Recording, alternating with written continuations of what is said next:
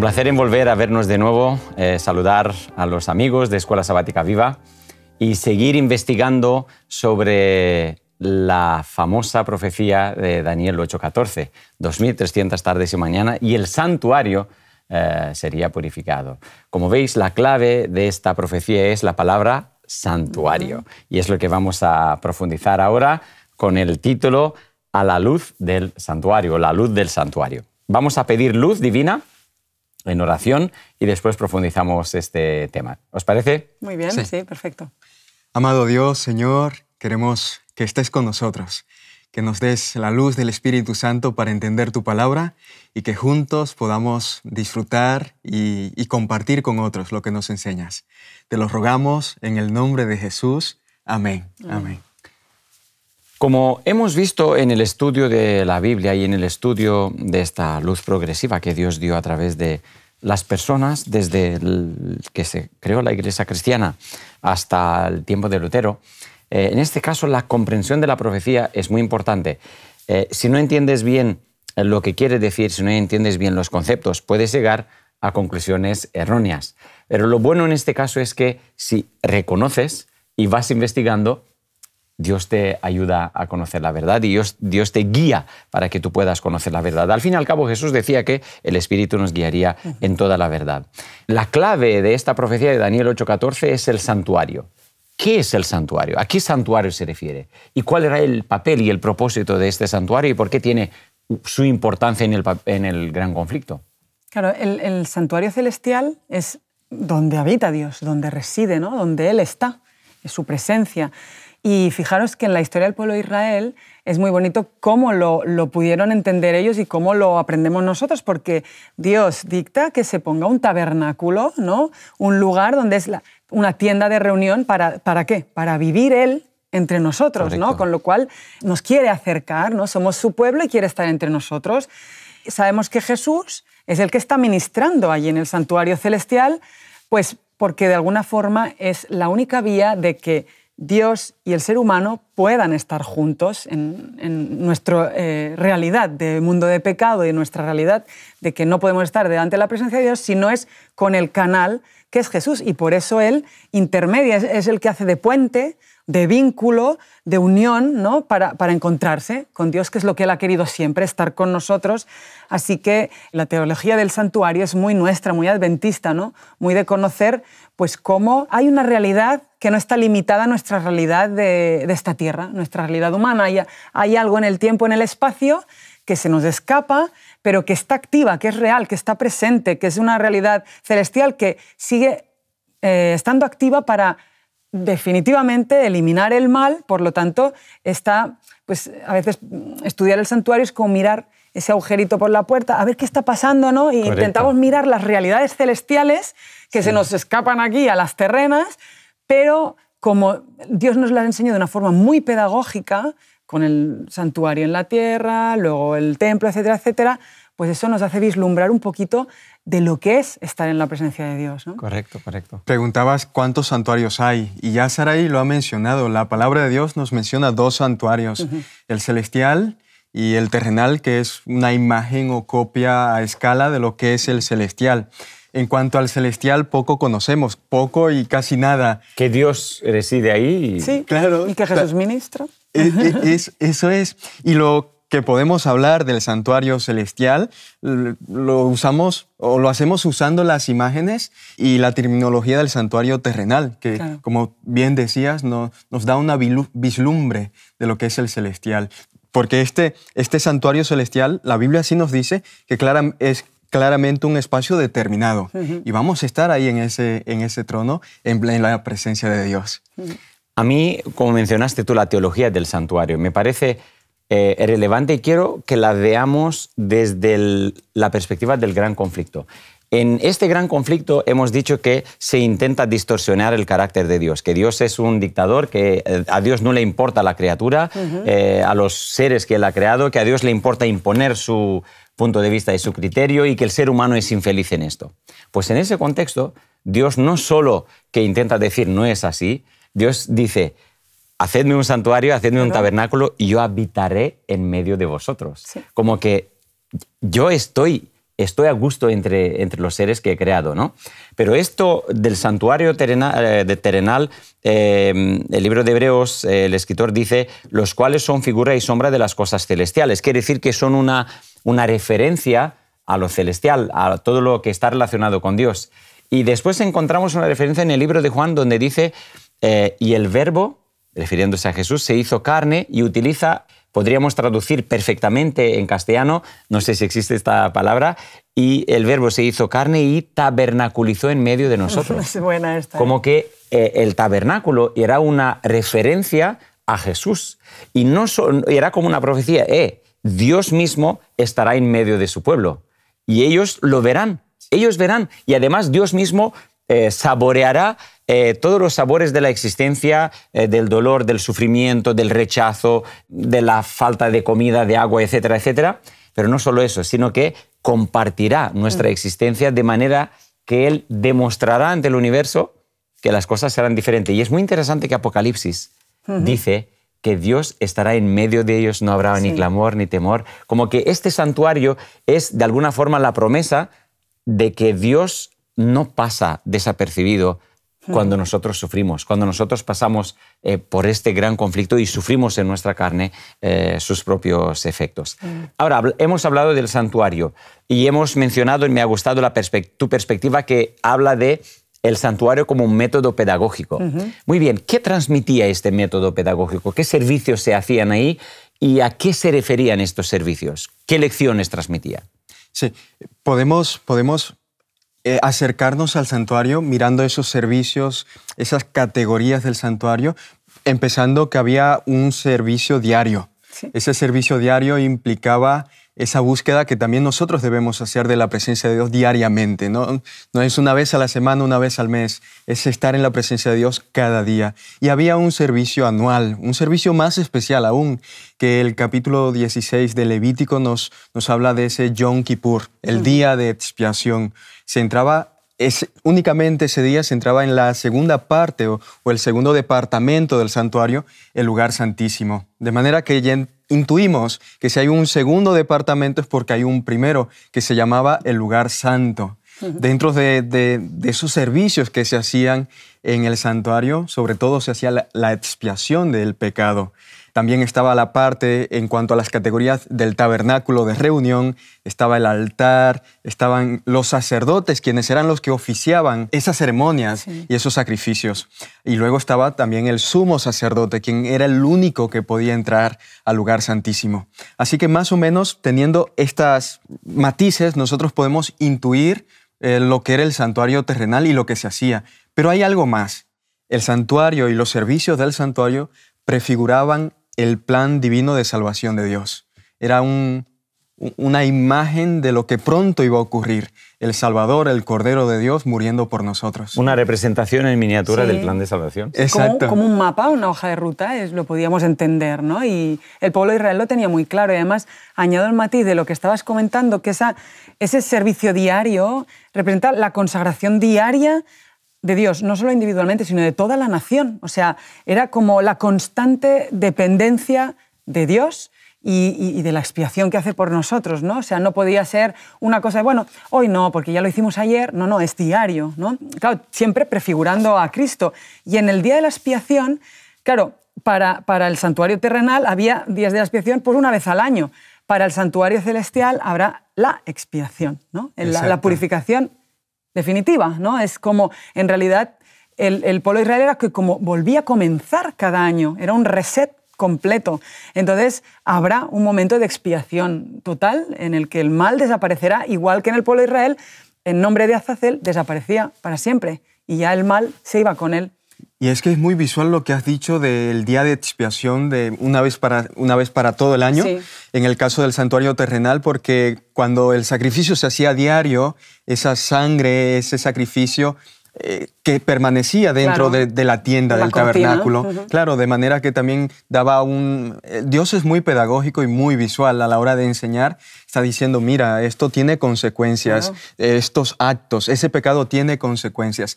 En el día de expiación, en el Yom Kippur, no solamente había perdón, sino que había limpieza, purificación, y se eliminaba todo lo que se había hecho durante el año. Y es también la imagen de Dios, de Isaías, echaré vuestros pecados al fondo del mar y me olvidaré, no me acordaré más de él. Sí, sí.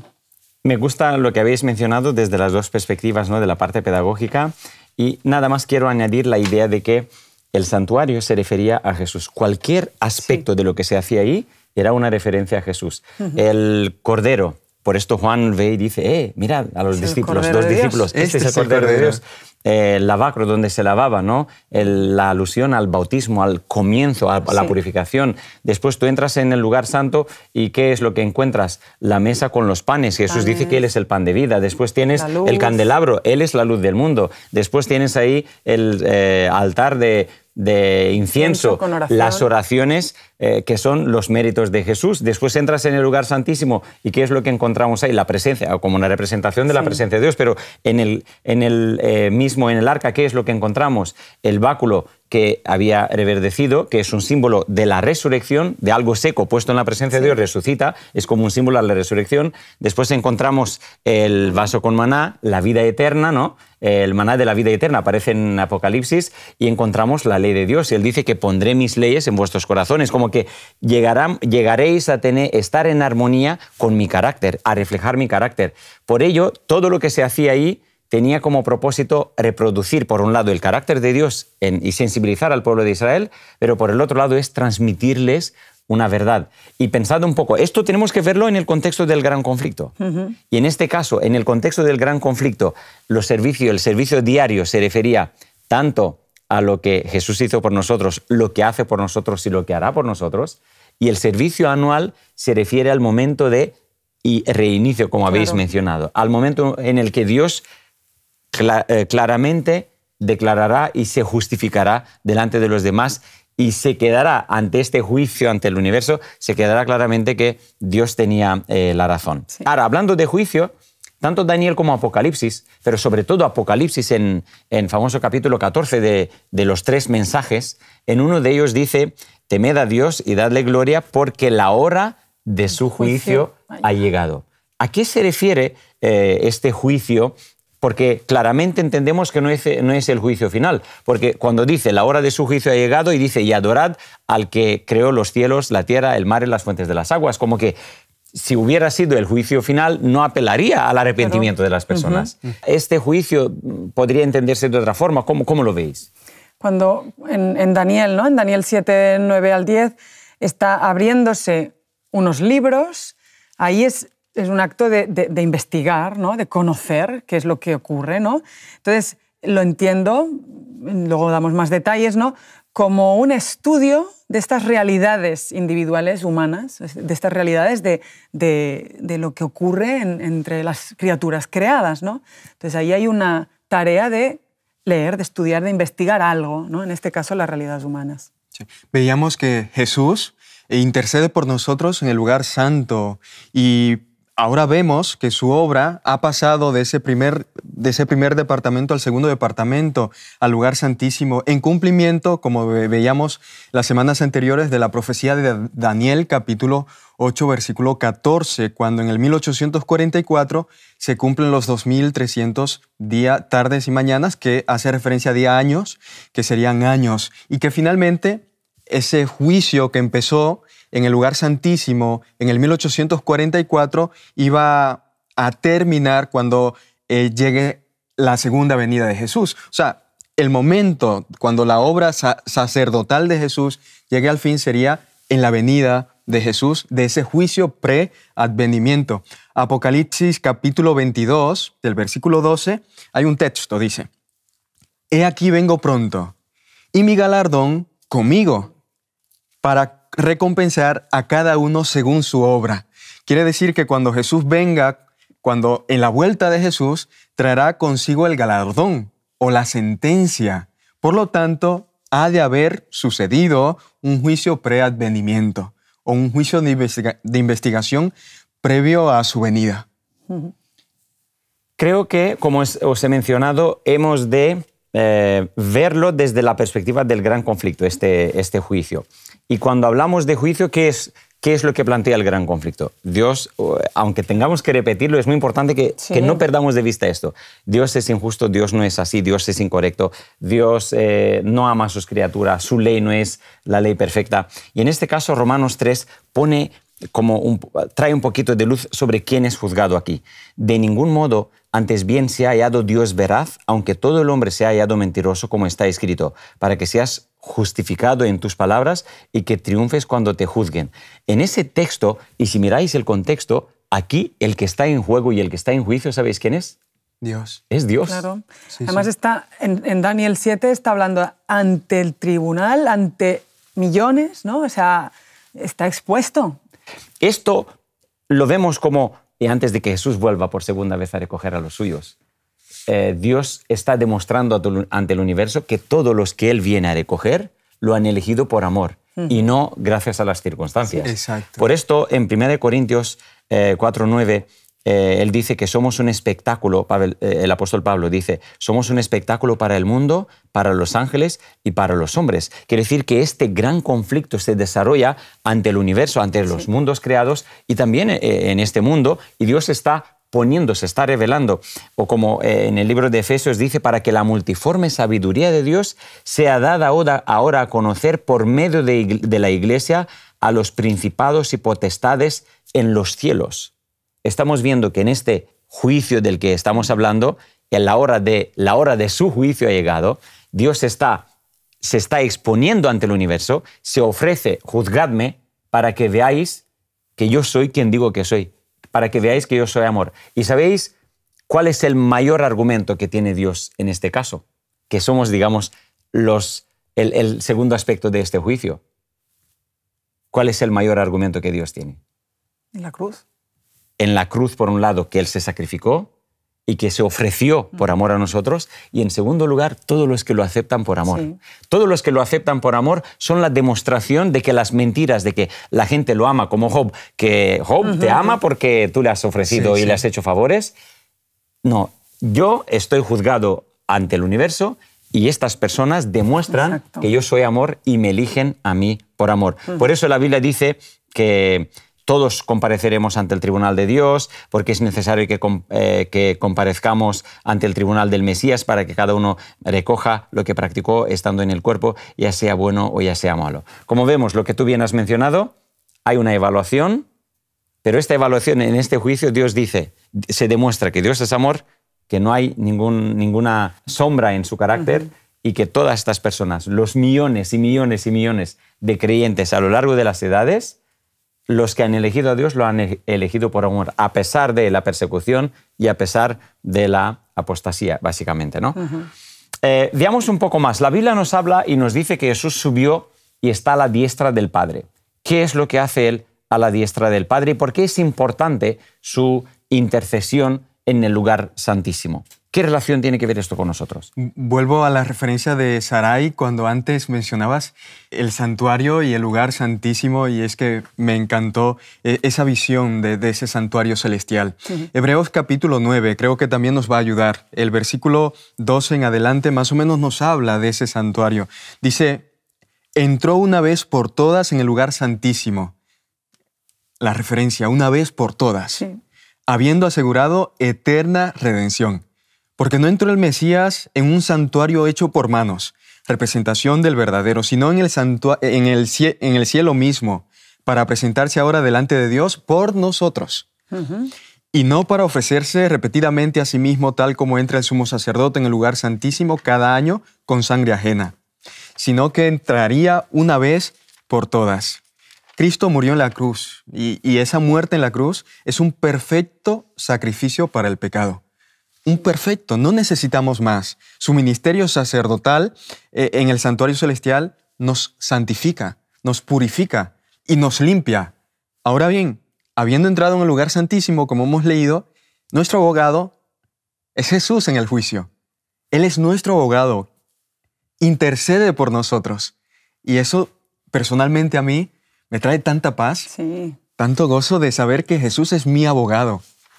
Si es que, si no, son conceptos como muy abstractos porque, claro, son realidades celestiales, ¿no? Bueno, en la escuela sabática el autor lo detalla bien. Al final, la vida de Jesús, su vida, revela ese amor de Dios, ¿no? En la cruz se manifiesta lo atroz que es el mal. Y ahora Jesús, que está en el cielo intercediendo, esa intercesión, pues es lo que nos va a proporcionar, o lo que se muestra que proporciona los beneficios de esa expiación, de ese Jesús se pone en nuestro lugar, de cada uno, y que quien lo recibe por fe, pues lo tiene, ¿no? Es como, bueno, pues es ese regalo maravilloso, y ahí Jesús lo está haciendo efectivo en ese ministerio que le está haciendo ahora mismo, ¿no? Complementando lo que habéis dicho y partiendo desde la metáfora, ¿no? Desde la pedagogía de Dios con respecto al santuario. El santuario era restaurado, era purificado una vez al año, ¿vale? El santuario, ¿a quién representa? Representa a Dios, ¿vale? La restauración del santuario, por un lado, tiene que ver con la restauración de Dios, del carácter de Dios, de la imagen de Dios, tal como la vimos en el libro de Hebreos y en el libro de Romanos 3:4, ¿no? Pero en Hebreos 9 dice: era pues necesario que las representaciones de las cosas celestiales fueran purificadas con estos ritos. Es decir, que era necesario transmitir este mensaje, utilizar esta parábola para que la gente entendiera a qué se refiere, pero aquí dice, pero las cosas celestiales mismas con mejores sacrificios que estos. Como que si ahí había una representación de un animalito que estaba siendo sacrificado del Yom Kippur, ¿vale? Sí. En este caso dice, en el santuario celestial, las cosas celestiales con mejores sacrificios. ¿Y qué mejor sacrificio? El que Jesús se ofrece, sí, para demostrar y para aclarar a todo el mundo que su carácter es limpio, que no es como se plantea decir. Y en este caso, como si fuera un as en la manga, tú dices, mira, y no solo esto, aquí, en esta segunda venida, a todas las personas que me han recibido, que me han aceptado y que lo han hecho por amor, quiero hacer énfasis en eso, porque el juicio investigador, o como decimos, el juicio del preadvenimiento, no tiene que ser un motivo de miedo o que nos asuste. Uy, ahora este juicio es como que Dios se presenta, se prepara la festividad y dice, mira, estos son mis invitados, pero no puedes invitar a estos invitados porque son pecadores. Y Jesús dice, mira, ¿por qué los invito? Porque me han aceptado, porque me aman y porque quieren transmitir en su carácter el amor de Dios. Por eso, esta noticia de que la hora de su juicio ha llegado es buena noticia. Nos estamos preparando de boda y eso, claro, es lo que intenta transmitir Jesús, ¿no? Sí.